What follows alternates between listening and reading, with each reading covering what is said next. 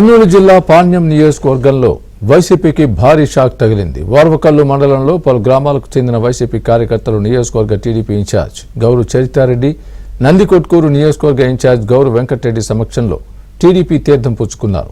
CM Jagan అన్ని రంగాల్లో విఫలమయ్యారని చరితారెడ్డి ఆరోపించారు. సర్పంచుల నిధుల్ని సీఎం జగన్ అన్యాయంగా కాజేయడం వల్ల గ్రామాల్లో అభివృద్ధి పడకేసిందని అన్నారు. స్థానిక ఎమ్మెల్యే రామ్ భూపాల్ రెడ్డికి భూ కబ్జాలపై ఉన్న శ్రద్ధ ప్రజల సంక్షేమంపై లేదని మండిపడ్డారు. ముఖ్యంగా సర్పంచ్ నిధులు వచ్చేది సెంట్రల్ గవర్నమెంట్ నుంచి. ఆ నిధులు కూడా లాగేసుకొని ఏ గ్రామానికి వెళ్ళినా కానీ ఈరోజు ఎండాకాలం విపరీతంగా ఉంది. ఎక్కడ ఏ గ్రామంలో చూడు తాగునీటి సమస్య విపరీతంగా ఉంది.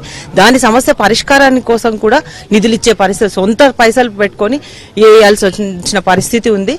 అంతేకాకుండా ముఖ్యంగా ఇక్కడ ఈ ప్రభుత్వంపై విసుగు చెంది, అలాగే ఆ రోజు నేను 100 హామీలు ఇచ్చాను, 99 హామీలు నెరవేర్చానని గొప్పలు చెప్పుకుంటా ఉన్నాడు జగన్మోహన్ రెడ్డి.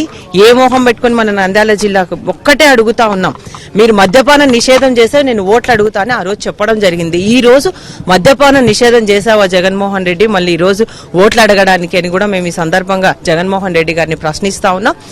అన్ని రంగాల్లో ఈ ప్రభుత్వం పూర్తిగా విఫలమైంది. ఎప్పుడు ఎలక్షన్స్ వస్తాయా, ఎప్పుడు ఈ ప్రభుత్వాన్ని ఇంటికి పంపిస్తామా అని కూడా ఎదురు చూస్తాం.